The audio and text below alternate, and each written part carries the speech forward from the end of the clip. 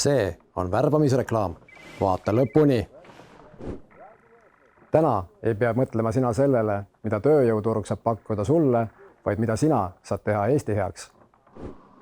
Meie Coopis ajame läbi ja lõhki Eesti asja.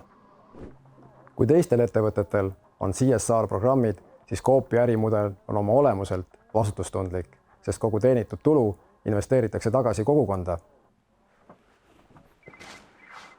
See on meie kommunikatsioonijuht, Martin. Mis mellad? Pressitead kirjutan.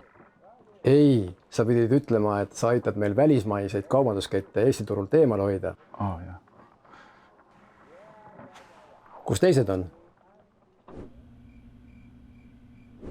Täna on ju reede, kodukontor.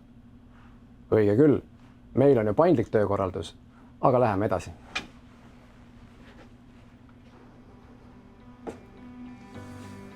Coopi turundus laiendab haaret ja me ootame oma tiimi uusi tegijaid.